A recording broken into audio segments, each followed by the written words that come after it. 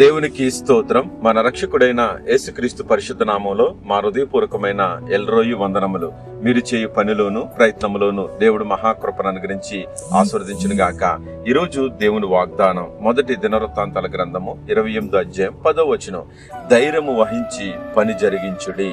ప్రియమైన దేవుని బిడ్డలారా, ఈరోజు మనందరము దేవుని మందిరంలో పని చేయాలన్నా, కుటుంబంలో పని చేయాలన్నా, లోకంలో పని చేయాలన్నా చాలా భయపడుతూ ఉంటాం. ఈ పని చేస్తే నాకు మేలు జరుగుతుందా, ఈ పని చేస్తే నాకేమన్నా హాని కలుగుతుందని ఎంతో మంది వెనకంజి వేస్తూ ఉంటారు. ప్రతి విషయంలో భయపడుతూ ఉంటావు. దేవుడు అంటున్నాడు, భయపడకు, జడియకు. ఎందుకో తెలుసా? బలహీనులమైన మనల్ని ఆయన బలమునిచ్చి ధైర్యమునిచ్చి ఆయన వెనకుండి నడిపిస్తున్నాడని నువ్వు మర్చిపోకు. కానీ నువ్వు చేసే ప్రతి పనిలో, నువ్వు ప్రారంభించే ఉదయంలో ఏ పని చేస్తున్నా ప్రార్థనతో నువ్వు ప్రారంభించు. అది కూడా మోకాల ప్రార్థనలో మొదలుపెట్టు. దేవుడు అధికమైన శక్తిని, ఆనందాన్ని ఇచ్చి నిన్ను నడిపిస్తాడు, ధైర్యం ఇచ్చి.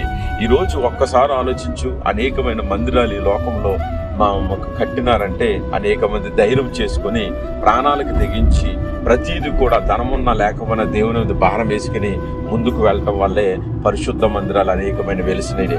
ఆనాడు జెరుబ్బవేలు కూడా ఇదిగో దేవుడు పిలిచినప్పుడు ధైర్యం వహించి ఆయన నిలబడి అందరికంటే ముందు ఆయన ధైర్యం వహించి పని జరిగించాడు. ఈరోజు మన జీవితంలో ఎందుకని జరిగించలేకపోతున్నామంటే లోకాశల వల్ల, లోక బలహీనతల వల్ల మన లోకంలో పడిపోయి దేవుని పని జరిగించలేకపోతున్నాం. యేసుక్రీస్తు నామాన్ని పట్టించుకునేవారు లేరు, పని చేసేవారు లేరని అని పౌలు చెప్తున్నట్లుగా ఈరోజు దేవుడు అంటున్నాడు, ఏ పనిలో, కుటుంబ పన, దేవుని పన, నీ యొక్క ఉద్యోగ పన, ధైర్యం వహించు, కష్టపడు, శ్రమించు, ప్రార్థించు, పని చేసుకో. పనికి తగ ప్రతిఫలాన్ని దేవుడు ఇస్తాడు.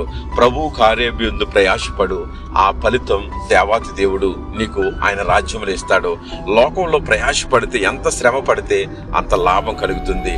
అటువంటి కృప, ఆశీర్వాదం నీకు, నీ కుటుంబానికి దేవుడు దయచేయను గాక. ఆమేన్.